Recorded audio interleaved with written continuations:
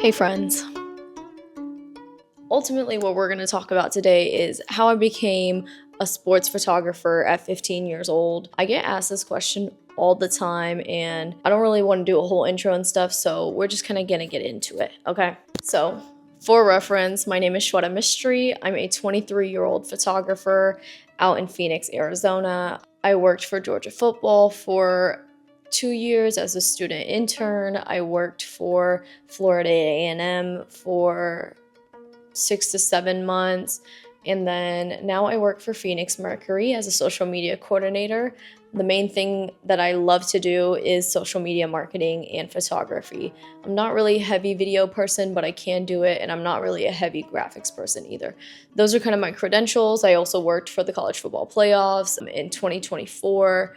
I was in Houston with them. So yeah. Let's get into it. So let's set the scene. In 2015, I'm in middle school. I'm a 15-year-old Shweta. I am in 2015. Am I 15? I don't know. Whatever, okay? At 15 years old, I was in middle school or whatnot. I was about in 8th grade. I was a football cheerleader. I loved cheering. I loved dancing. I loved doing things like that. And then I kind of realized, this isn't really a career. It's not going to make me money in the end. I'm just not that good at it.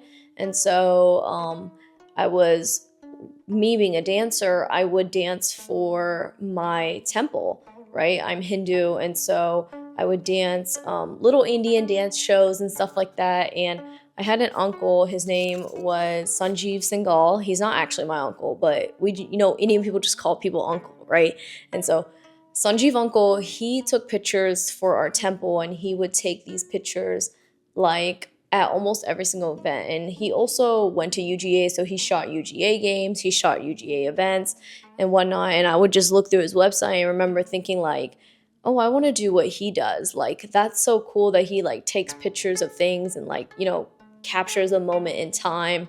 And I just remember thinking that's so cool. And yeah, so I was like, my mom used to be a photographer. She used to take a lot of pictures. She took pictures of us growing up. And I was like, let me try this out. Let me try taking pictures. I think, there's so much art and so much beauty that I see in the world. And I was like, I just want to capture it. So sometime in 8th grade, my dad took me to Best Buy and we bought a Nikon D3300. And that was my first camera, and it was great. It was like a Best Buy bundle. I don't know how much it was at that time, but my dad was so nice, and he goes, you have fun with it. You said this is what you wanted, and so he got it for me, and yeah.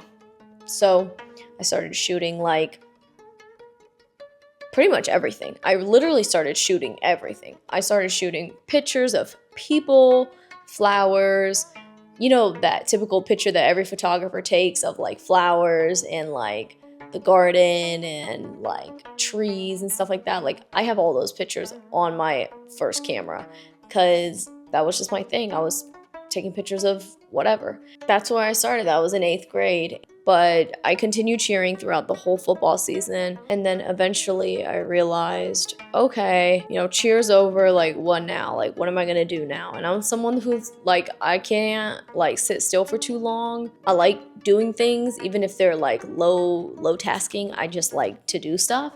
And so I was like, let me really hone in on like photography now. So I started shooting the other sports. I started shooting soccer and then baseball and then basketball. And I loved those sports, but I didn't completely love them like I loved football. Like, football was kind of the one sport that I really, really appreciated growing up. Just, I guess because I was a cheerleader. I don't know why, but football was always the easiest one for me to understand and to like just kind of what I was used to.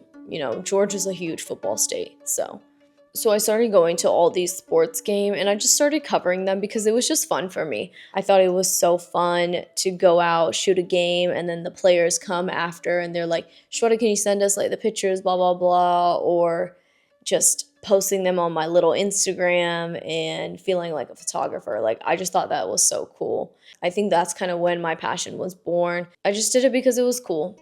And I just did it because it was fun. I shot everything for fun and everything was just cool to me. I didn't really care to make it a business at that time in middle school. So in high school, I took photo classes for 4 years. I took photo 1, 2, 3, and 4.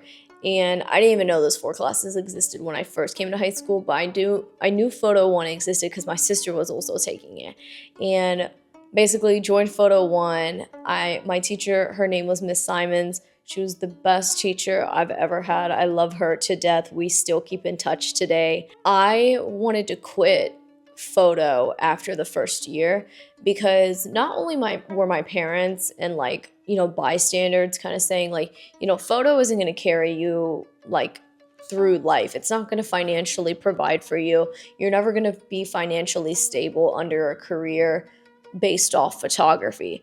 And so I was like, you're right. Right. And so I was like, okay, like I'm gonna, really hone in on maybe a different set of classes. So I need to drop photo. I went to go drop photo and my photo teacher was like, why are you dropping photo?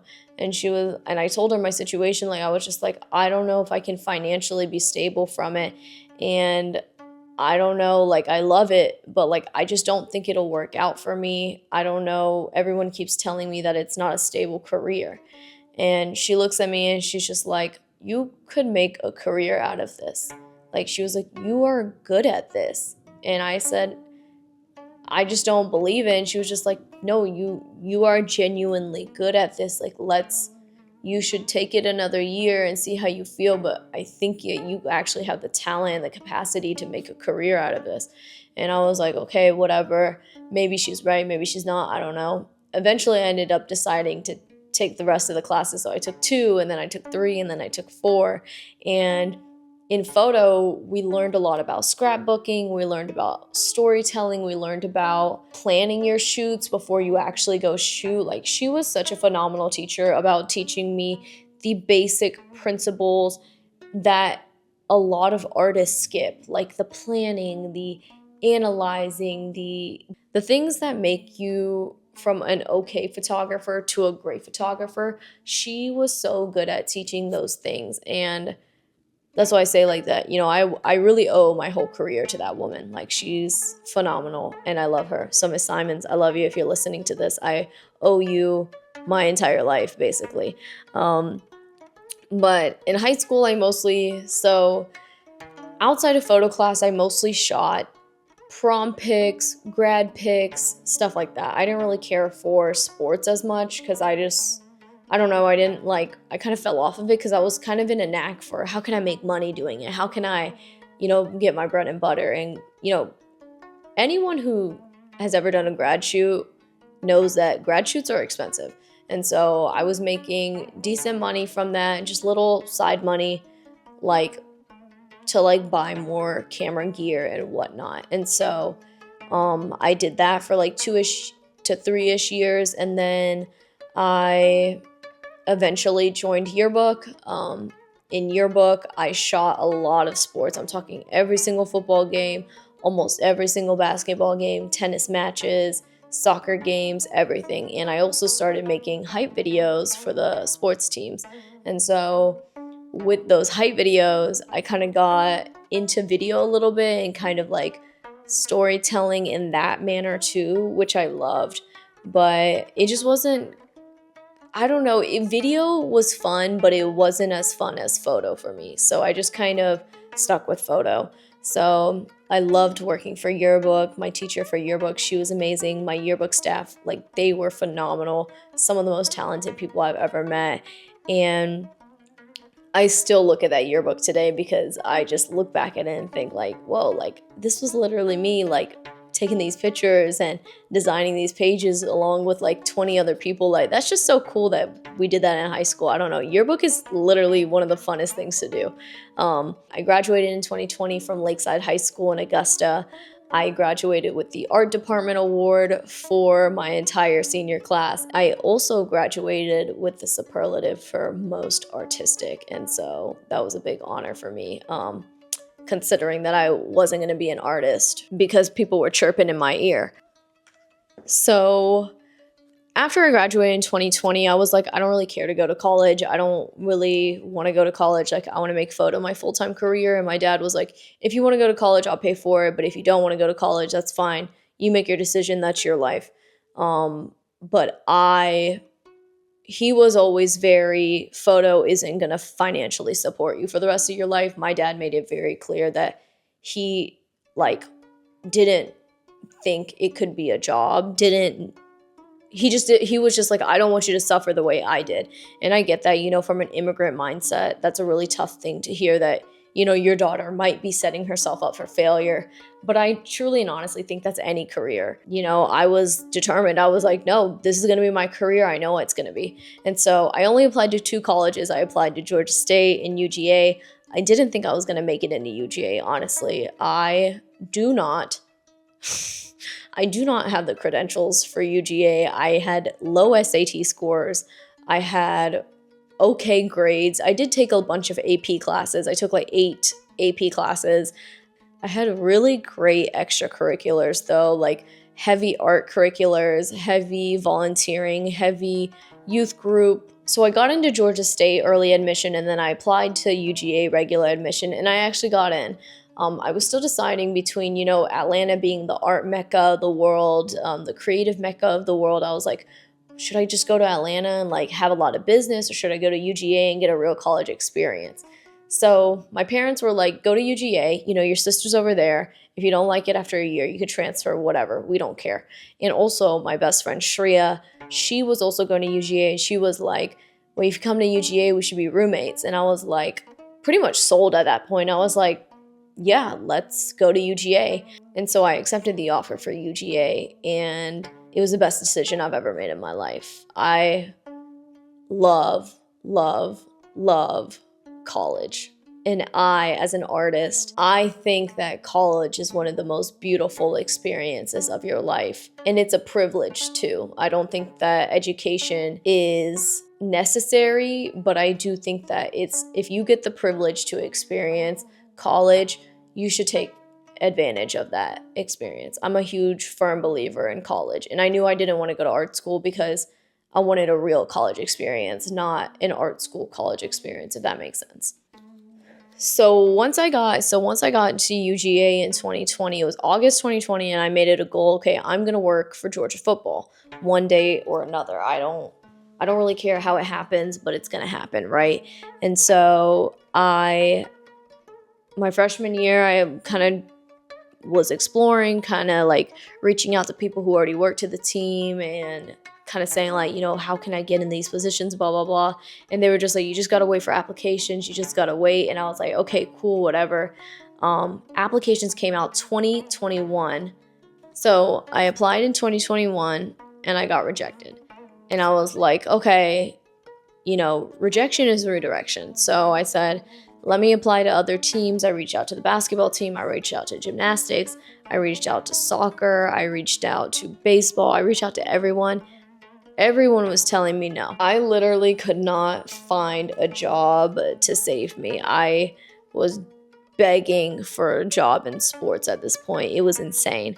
And so since no one in Athens was giving me a chance, I was like, let me go outside and go to other schools that will give me a chance to shoot on their court, shoot on their field, whatever I could do. So I would drive 3-4 hours to games far, far away just to see what I could do, right? So I spent a year doing this, driving to people's games, shooting games for free.